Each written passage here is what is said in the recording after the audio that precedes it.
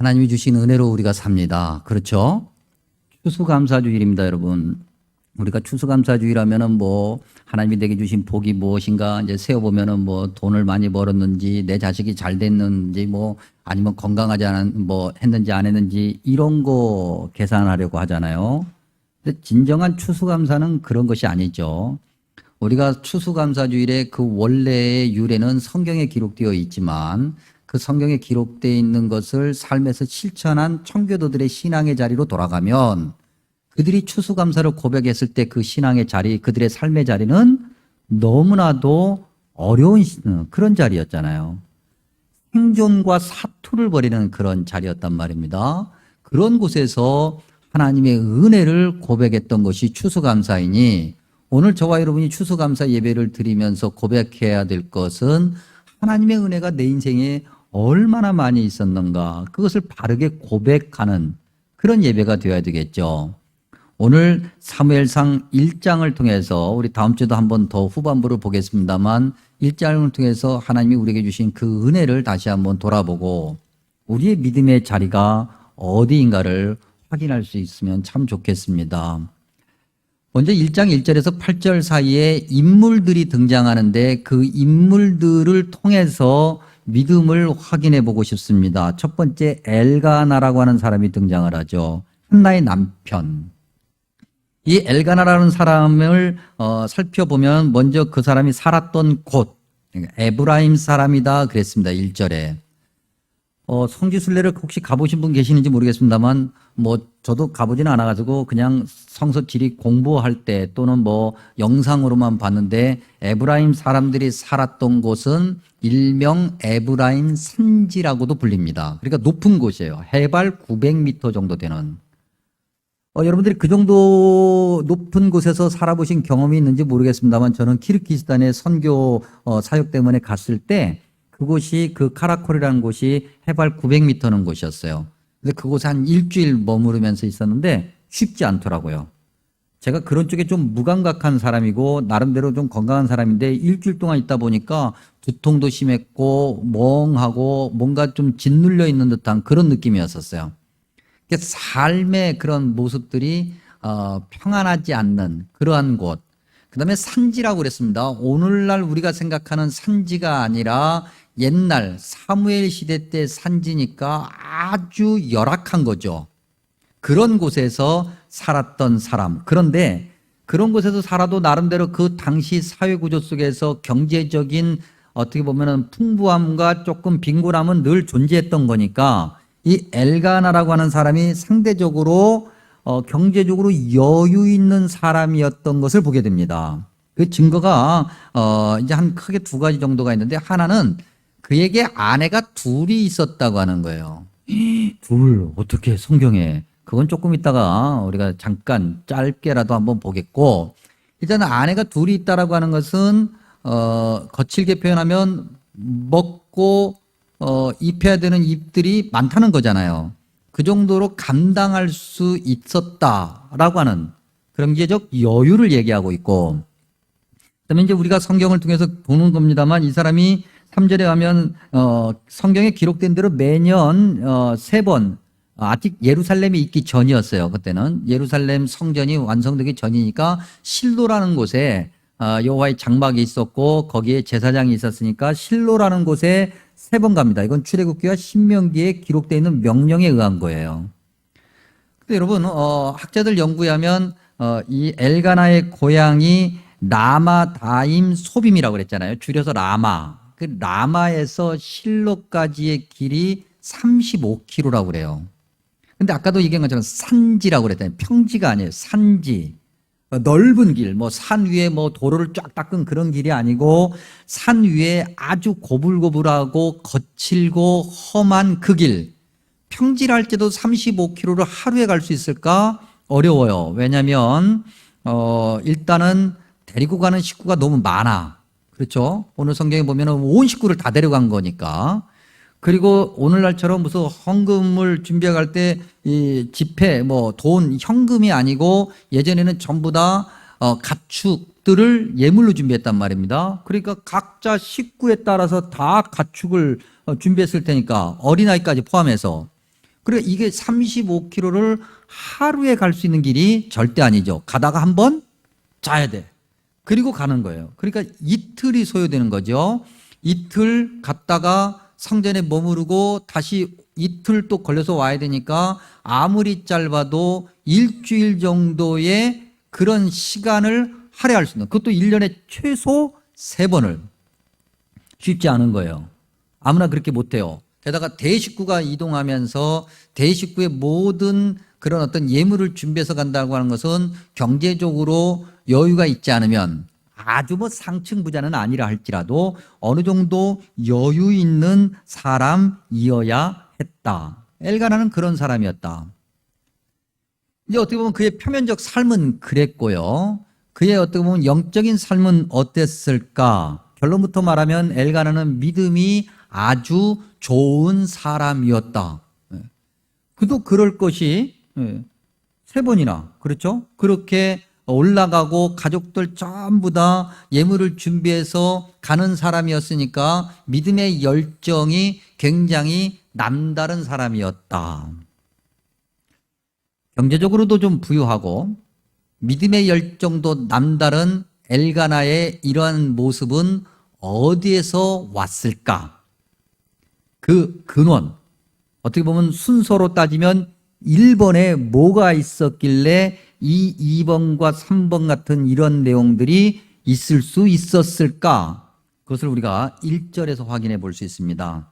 1절 한 중반 정도 보면 엘가나의 어떻게 보면 족보라고 할까요? 그걸 소개하는데, 그는 여로함의 아들이고 엘리후의 손자고 도후의 증손이며 숲의 현손, 고조 할아버지를 얘기하는데 고손자죠.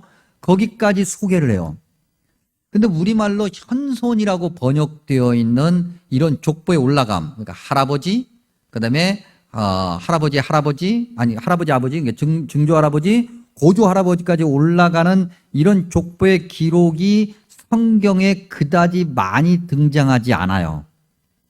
여러분들이 혹시 그런 검색 사이트 같은 데 보면 성경 검색에서 들어가서 현손 딱 치면은 현손 들어가 있는 본문이 쫙 나오는데, 그 본문들을 들여다보면 생각보다 많지 않고, 또 있는 그 현손이라는 단어가 있는 본문을 들어가 보면 어떤 사람을 소개할 때 그러는데, 그때 그 사람은 믿음이 좋은 사람일 경우에 소개를 해요.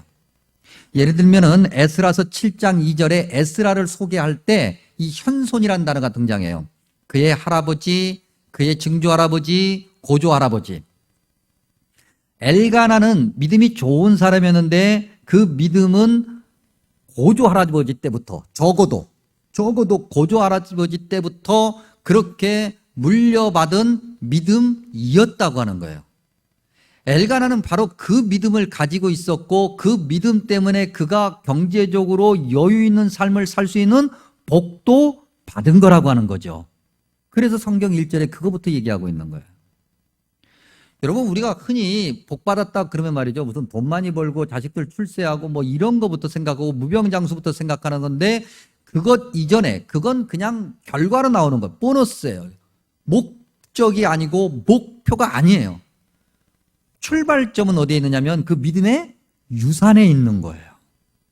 그 믿음의 유산, 1대, 2대, 3대, 4대로 내려가는 그 믿음의 유산 말입니다. 그것도 그냥 대충 내려가는 것이 아니라 반드시 확고한 믿음의 기준을 가지고, 반드시 아무리 어렵고 아무리 힘들어도 1년에 3번은 꼭 성전에 가서 예배 드려야 돼? 왜? 말씀에 기록되어 있는 거니까. 얼마나 이게 번거로워요. 얼마나 힘들어요. 한 번씩 하려고 해보세요, 여러분. 1년에 3번밖에 안 되는데 그 3번 생각보다 빨리 돌아와요. 그렇죠, 여러분? 그런데도 그걸 반드시 했다. 우리가 배울 수 있는 게 뭐예요, 여러분? 믿음은 반드시 기준을 분명하게 세우고 물려줘야 되는 거예요. 그래야 자녀들이 복을 받아요. 물론 믿음 없이도 잘 먹고 잘 사는 경우가 있어요. 그러나 믿음 없이 잘 먹고 잘 사는 경우는 자기 교만만 키우는 거예요. 그것으로 하나님의 영광을 나타내지 않아요. 하나님을 동정했으면 동정했지 영광을 나타내지 않는 거예요. 우리의 자녀들에게 믿음의 확고한 기준을 보여줘야 되고 절대 타협하지 않는 믿음을 보여줘야 되고 그 확고한 믿음 안에서 우리 자녀들이 거할 수 있게 해야 되고 그러한 자녀들이 1대, 2대, 3대, 4대를 넘어가면 넘어갈수록 하나님이 주시는 세상의 복도 많다는 것을 증거할 수 있어야 돼요. 그래서 여러분 절대 믿음은 각자가 알아서 하는 그러시면 안 돼요. 애가 바빠서 그래서는 안 돼요, 여러분. 아닌 건 아닌 거예요. 믿음은 분명하게 기준을 세우고 후손들에게 전해져야만이 그 후손들이 복을 받는다라고 하는 것을 엘가나를 통해서 보게 됩니다. 그런데 그렇게 믿음이 좋은 엘가나가 당시 세상의 문화를 어떻게 접했고 그 문화를 어떻게 대했는가라고 하는 면에서 조금 우리의 고개를 갸우뚱하게 만드는 그런 일들을 엘가나가 했어요. 그게 뭐냐면 아내가 둘이야. 자, 아내가 둘이라고 하는 것이 있을 수 있다라고 생각하시는 분 오른쪽 엄지발가락을 한번 들어보세요. 손 들면 큰일 납니다. 예. 오늘 이 시대에 우리의 문화로 보면 좀 안 돼요. 일부 다처 문제는 굉장히 깊게 또 다른 모습으로 봐야 되겠지만 일부 다처 문제가 나올 때마다 꼭 먼저 조금 말씀 본문에서 벗어나서 좀 짚어야 될 것이 당시 세상의 문화인데 이건 여성을 보호하는 그러한 이유가 상당히 강하게 있어요. 당시 여성이 전혀 어떻게 보면 사회적 권리를 주장하지 못하던 시대에 여성은 철저하게 누군가로부터 보호를 받아야 되고 보호자가 있었어야 돼요. 그러니까 아버지가 제일 보호자고 아버지가 없으면 오빠가 보호자고 오빠도 없으면 집안의 어떤 친척 중에 남자 친척이 보호자가 되고 나중에는 아들이 보호자가 되고 남자가 아무튼 보호자가 돼야 돼요. 근데 아무도 없어. 그럴 수 있죠. 고대 사회는 전쟁으로 인해서 죽는 경우도 굉장히 많았기 때문에 아버지도 죽고 아들도 죽고 오빠도 죽고 다 죽었어. 그러면 이 여성은 아무도 보호해 줄 수 없는 여성이 되고 그러면 그의 삶의 생존권에 치명타가 와요. 여러분 우리가 잘 아는 것처럼 룻기 보면 룻이 그의 시어머니 나오미를 따라서 오죠. 그때 집안에 남자라고는 아무도 없게 돼요. 근데 그 친족 중에 보아스가 룻을 맞아들이면서 후견인이 되지요. 그래서 한마디로 얘기하면 남편 있는 여자가 된 거예요. 그래야 보호받아요. 그래야 함부로 못해. 그래서 일부 다치의 모습이 있어요. 그러니까 이제 그건 조금 우리가 내려놓고 그럼에도 이 일부 다처로 인해서 생기는 문제는 아주 많아요. 오늘 우리가 읽은 말씀에도 보니까 6절에 적수였다 그랬어요. 그러니까 두 여인이 싸우게 되는 거죠. 어느 쪽이 갑인지 을인지 그건 나중 문제고 일단은 둘이 싸우게 되고 그렇게 되면 집안이 날마다 시끄러워지고 정작 제일 불편한 건 엘가나 자신일 거예요. 엘가나 자신도 힘들어지는 거죠. 여러분 우리가 여기서 뭘 볼 수 있느냐면 세상의 문화를 접하는 그리스도인들이 어떠한 모습으로 접해야 되느냐는 거죠. 엘가나의 모습을 우리가 한번 찾아보면 성경 1절에서 8절 사이에 엘가나가 이랬다라고 분명하게 이야기한 부분은 없지만 성경에 기록되어 있는 내용과 그의 믿음의 유산과 그가 했던 행동들을 우리가 살펴보고 그다음에 그 행간에 들어가서 살펴보면 엘가나가 고민했던 흔적을 보게 돼요. 그가 한나를 더 신경 썼고 한나에게 갑절이나 더 줬고 8절에 보면은 한나를 위로하면서 10 아들보다 내가 당신을 더 사랑하는데 내가 더 낫지 않느냐라고 위로하죠. 위로 같지도 않은 위로를 하긴 했지만 어쨌든 위로를 했어요. 그러니까 뭔가 엘가나가 이 상황까지 이르기는 것을 다 예측하고 있었고 그런데도 어쩔 수 없는 그야말로 이때 어쩔 수 없는 것은 핑계가 아니라 어떤 의미에서는 봐줄 수 있는 그러한 고민을 했다는 거예요. 오늘도 마찬가지죠, 여러분. 우리가 믿음 생활하면서 이 땅을 딛고 살아가는 그리스도인으로서 우리가 많은 세상의 문화와 접하면서 살잖아요. 아니, 문화 안에서 살잖아요. 세상의 문화 안에서. 그때 우리가 고민하느냐, 고민하지 않느냐, 이건 매우 다른 결과를 가져오게 해요. 고민해야 된다는 거죠. 예를 들면 우리 사회 문화 속에서 우리가 그리스도인으로 살아가면서 세상 문화와 밀접하게 연관되는 거 크게 두 가지를 한번 예를 들면 많이 있지만 굉장히 많이 있지만 두 가지를 얘기해 드리면 여전히 그 첫 번째 것은 술, 담배 문제예요. 예수님을 믿는 사람들은 요즘에 뭐 다 거침없이 다 술들을 하고 또 심지어는 사회가 이 술, 담배 남녀 구분 없이 이 술, 담배 개방되는 사회가 되었기 때문에 이 술, 담배에 대해서 우리가 별로 그렇게 크게 경각심을 가지지 않아요. 그래서 예수님 믿는 사람들 중에서도 다 한 잔씩 하잖아요. 그러죠? 여러분 다 한 잔씩 하잖아요. 안 해요? 알게 뭐야, 내가 봤어야지. 간혹 가다가 이제 TV를 보면 연예인들 가운데서 부모가 믿는 분이에요. 또 본인도 뭐 기독교인이라고 얘기를 해요. 근데 술에 대해서 너무 자연스럽고 개방적인 사람들을 보게 돼요. 고민하게 돼요. 근데 이런 것들을 고민해야 되거든요, 우리가 그리스도인들이. 이게 과연 하나님이 원하시는 것이고 내가 이걸 함으로 인해서 하나님의 영광이 나타나는 것이냐, 이거 고민해야 돼요. 그래도 하고 싶으면 저녁에 밤 12시 정도에 집에서 혼자 이불 뒤집어 쓰고 혼자 해야 되는데 그렇지 않아. 고민이 없어. 또 하나가 경제활동에 관한 거예요. 성경은 끊임없이 11조와 헌금을 강조하고 있고 그다음에 여러 가지 경제적인 측면에서 나눔과 배려와 섬김에 관해서 얘기해요. 대표적으로 이자를 받지 말라고 얘기하고 있거든요. 그런데 그리스도인들이 자기의 삶의 형편에서부터 출발하고 세속의 문화에서부터 출발해서 성경을 자의적으로 해석하는 것이 아주 많아요. 그래서 11조를 해도 그만 안 해도 그만이라고 가르치는 사람들도 있고 그다음에 이자 문제도 마찬가지. 현대인들은 어떻게 할 거예요? 은행에다 맡기면 이자가 나오는데 그 이자는 어떻게 할 것이며 노후 대책으로 세워놓은 월세는 어떻게 할 것이며 이런 거에 대한 고민이 있어야 돼요. 그걸 해야 된다 말아야 된다 이야기하기 전에 즉 우리 삶의 어떤 문제를 가지고 이 세속의 문화를 가지고 성경 안에 들어가서 성경에서 굉장히 고민하고 기도하고 깨지고 엎드려져서 하나님이 원하시는 것을 가지고 나와야 되는데 우리는 그렇지 않다. 적어도 엘가나는 굉장히 큰 고민을 가지고 그 세속의 문화를 접했다고 하는 것을 보게 돼요. 끊임없이 하나님께 물어야 돼요, 여러분.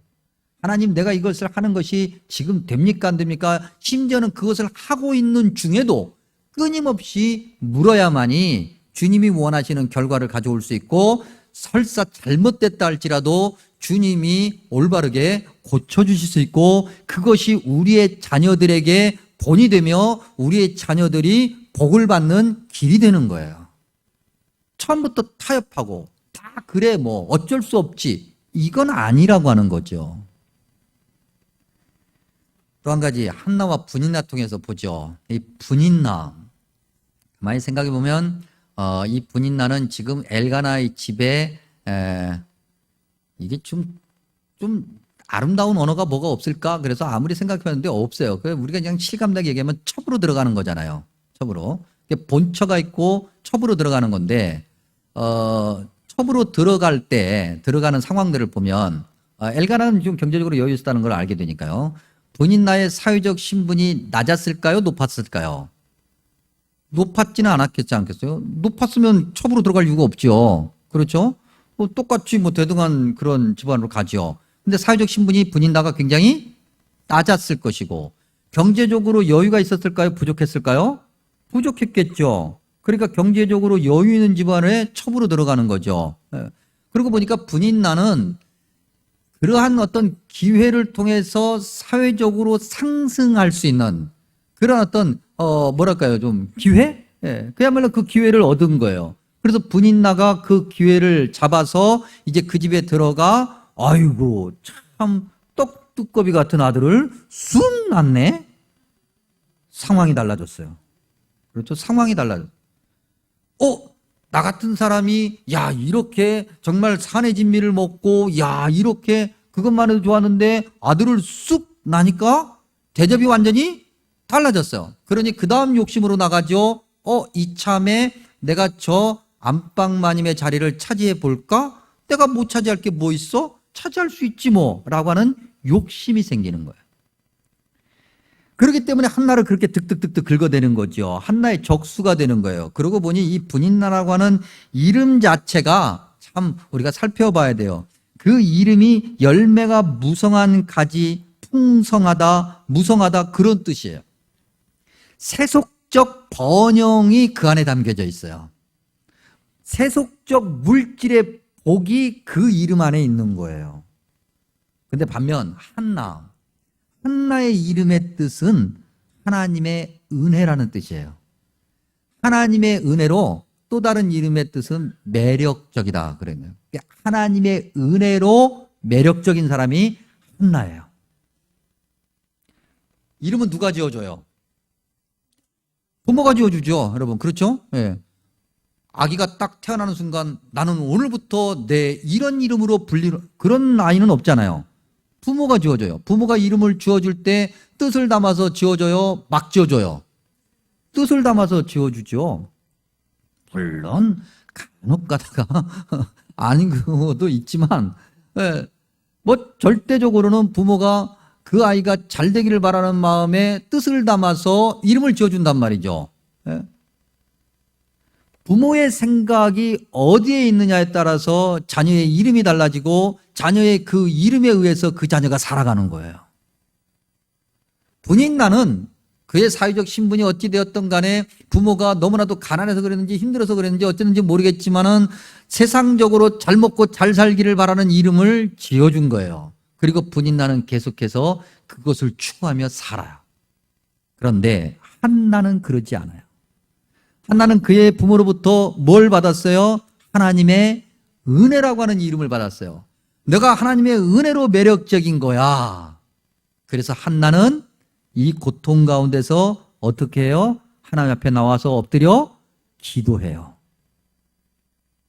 하나님의 은혜가 세상 그 무엇보다도 가장 소중하다고 하는 거죠. 그래서 결국 우리가 결론을 이미 알고 있지 않습니까? 다음 주에 우리가 한번 확인해 보겠지만은 한나가 결국 그 안방마님의 자리를 견고하게 지키고 하나님의 은혜도 자랑하게 되고 사무엘의 엄마가 돼요.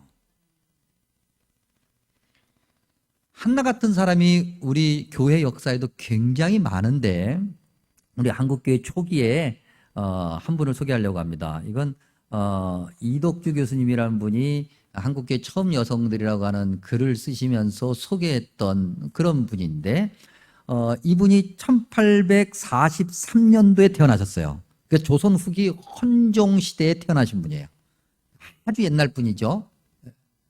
이름이 전삼덕이에요. 여성분인데 세 가지 덕이다. 그래서 삼덕이에요. 이분이 평안남도, 당시 생존구역 평남 강서 지방의 양반집 따님이에요. 이 양반집 따님이니까 시집을 갈 때 누구한테 가겠어요? 양반집에 가겠죠. 그래서 양반집 도령을 만나서 결혼을 했는데 그 도령이 또 똑똑한 분이야. 그래서 과거에 합격을 해서 이분이 한양에 가서 한양에서 아주 공무원 생활을 해요. 출세한 거예요. 그리고 한양 공무원 생활을 마치고 보령으로 가서 군수를 해요. 승진한 거예요. 그리고 군수로 퇴직해서 고향에 돌아옵니다.